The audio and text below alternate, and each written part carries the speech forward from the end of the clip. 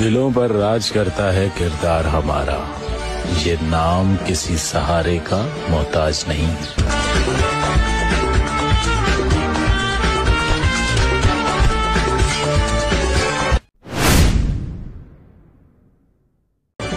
दिलों पर राज करता है किरदार हमारा, ये नाम किसी सहारे का मोहताज नहीं।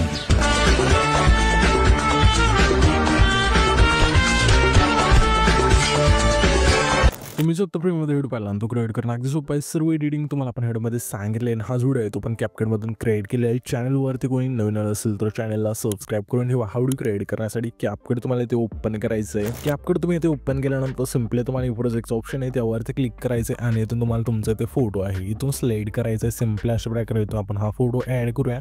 फोटो ॲड केल्यानंतर खाली थोडे ते स्क्रोल केल्यानंतर रेशोचं ऑप्शन आहे त्यावरती क्लिक करून ओपन सोचा बॉक्स सिलेक्ट करून बरोबर चिन्हावरती क्लिक करून द्यायचं। त्याच्यानंतर तुम्हाला खाली ओव्हरलेज ऑप्शन आहे त्यावरती क्लिक करायचं। पुन्हा ॲड ओव्हरलेवरतीच क्लिक करून आपला पीठमा व्हिडिओ आहे इथून ॲड करायचा आहे।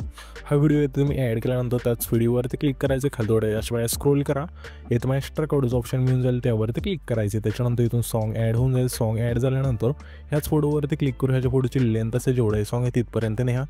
त्याच्यानंतर आता आपल्याला काय करायचं, हा जो बीट व्हिडिओ असेल त्यामध्ये आपण बीट दिले आहेत, ह्या बीट आपल्या जिथून चेंज होतील तिथून फोटो सिम्पली स्प्लिट करायचा आहे।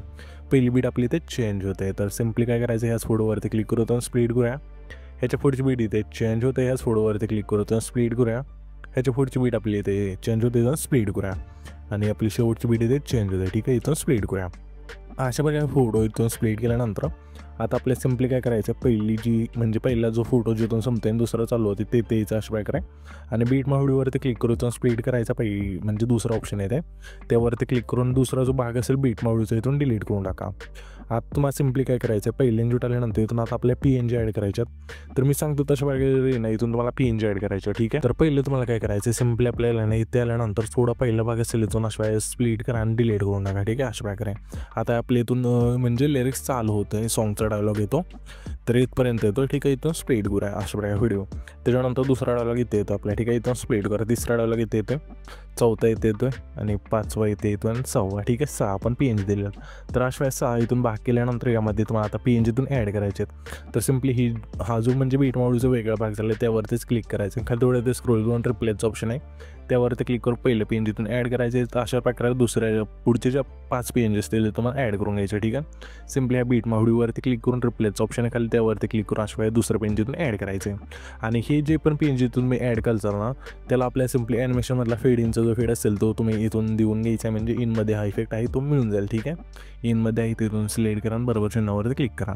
तर मी इथे PNG आणि फोटो इथून ॲड करून घेतो। मी PNGच राहिलेत आपल्या तर मी ॲड करून घेतो, तुम्ही पण घ्या। तर इथे सिम्पली ना आपले PNG आपण ॲड केले, ठीक आहे। त्याच्यानंतर हा जो पहिला फोटो असेल त्यावरती क्लिक करायचा, ॲनिमेशनचं ऑप्शन खाली त्यावरती क्लिक करून इनमध्ये एक इफेक्ट मिळून जाईल, क्रॉस ओपनचा अशा सिलेक्ट करून बरोबर चिन्हावरती क्लिक करायचं। त्याच्यानंतर ह्या पहिल्या फोटोवरती क्लिक करायचं, अशा खाली थोडं तिथे स्क्रोल केल्यानंतर तुम्हाला ॲडजस्टचं ऑप्शन आहे त्यावरती क्लिक करून सॅच्युरेशनवरती क्लिक करून सॅच्युरेशन संपूर्ण मायनस करून बरोबर चिन्हावरती क्लिक करायचं आहे। त्याच्यानंतर हा जो दुसरा फोटो आहे त्या फोटोला सिम्पली आपल्याला इनमधलाच ड्रॉप डाऊनचा इफेक्ट द्यायचा आहे। त्याच्यानंतर त्याच्या पुढच्या फोटो सिम्पली आपल्या इनमधलाच पेंडिंगचे तुम्ही एक स्लाइड करायचा आहे। पुन्हा आपल्या त्याच्या पुढच्या फोटो सिम्पली इनमधलाच उशचा वेळ असेल तर स्लाइड करायचा आहे। पुन्हा त्याच्या पुढच्या फोटो सिम्पली इनमधलाच क्रॉस सेकचा जो वेळ असेल तर स्लाइड करून बरोबर चिन्हावरती क्लिक करायचं आहे। इथून हे सिम्पली इफेक्ट सिलेक्ट केल्यानंतर पहिल्या इंजूट यायचं आहे, हे जो मग खाली इफेक्टचं ऑप्शन आहे त्यावरती क्लिक करा। व्हिडिओवरती क्लिक करून ग्लिचच्या ऑप्शनमध्ये यामध्ये मग इफेक्ट म्हणजे क्रोमॅटिकचा अशा वेळी इथून सिलेक्ट करून बरोबर चिन्हावरती क्लिक करायचं आहे। ह्याची लेंथ पहिल्या फोटोपासून शेवटच्या फोटोपर्यंत न्यायची, नेल्यानंतर सिम्पली आपल्या 2 सेकंदाचे तिथे यायचं आणि व्हिडिओ ॲक्टवरती क्लिक करू तुम्हाला सिम्पली मोशनच्या ऑप्शनमध्ये यायचं आहे। यामध्ये तुम्हाला एक इफेक्ट मिळून जाईल क्लोज अप हायलाईट, इथून सिलेक्ट करा अशा प्रकारे बरोबर चिन्हावरती क्लिक करा आणि ह्याच्या बॅगची लेंथ असेल 2 सेकंदापासून हा जो फोटो संपतो पहिला तिथपर्यंत आणून ठेवायची। त्याच्यानंतर ॲडजस्टवरती क्लिक करून स्पीड 0 ठेवून बरोबर चिन्हावरती क्लिक करायचं। त्याच्यानंतर सिम्पली दुसरा जो आपण फोटो स्प्लिट केला आहे तेच पुन्हा व्हिडिओ ॲक्टवरती क्लिक करून तुम्हाला इथे पॅरिटीच्या ऑप्शनमध्ये द्यायचं। यामध्ये मग इफेक्ट मिळून जाईल ब्लॅक फ्लॅश 2चा, इथून सिलेक्ट करा आणि बरोबर चिन्हावरती क्लिक करा आणि ह्याच्या बॅगची लेंथ असेल सिम्पली दुसऱ्या फोटोपासून शेवटच्या फोटोपर्यंत न्यायची। नेल्यानंतर सिम्पली हा जो आपला तिसरा फोटो आहे तिथे यायचं आणि व्हिडिओ ॲक्टवरती क्लिक करून तुम्हाला सिम्पली मोशनच्याच ऑप्शनमध्ये यायचं. यामध्ये तुम्हाला एक इफेक्ट मिळून जाईल 4 स्टेप अनफोल्डचा, इथून सिलेक्ट करायचा आहे, बरोबर चिन्हावरती क्लिक करायचं आहे. ह्या इफेक्टची लेंथ जेवढा आपला हा तिसरा फोड आहे तेवढीच ठेवायची. त्याच्यानंतर हा जो आपला चौथा फोड असेल जिथं आपण स्प्लिट केलं तेच यायचं आहे आणि पुन्हा व्हिडिओ वरती क्लिक करून स्पीडच्या ऑप्शनमध्ये यायचं आहे. यामध्ये तुम्हाला एक इफेक्ट मिळून जाईल 3 लेअर मिररचा, इथून सिलेक्ट करा, अशा प्रकारे बरोबर चिन्हावरती क्लिक करा. ह्याच्या इफेक्टची लेंथ असेल 12 सेकंद आहे, तिथला जो हा फोड आहे तेवढीच ठेवायची. त्याच्यानंतर ॲडजस्टवरती क्लिक करून फिल्टर 0 करा, वर एडिकल तुमच्या फोटोनुसार ॲड करून बरोबर चिन्हावरती क्लिक करायचं आहे. हे सर्व झाल्यानंतर इथून आपला हा जो व्हिडिओ आहे इथून क्रिएट होऊन जाईल. तर हा जो पण व्हिडिओ क्रिएट केला आहे तो सेव्ह करण्यासाठी वरती एक्सपोर्टचं ऑप्शन आहे त्यावरती क्लिक करून द्यायचं आहे आणि इथं तुमचा जो व्हिडिओ असेल ते एक्सपोर्ट होऊन जाईल.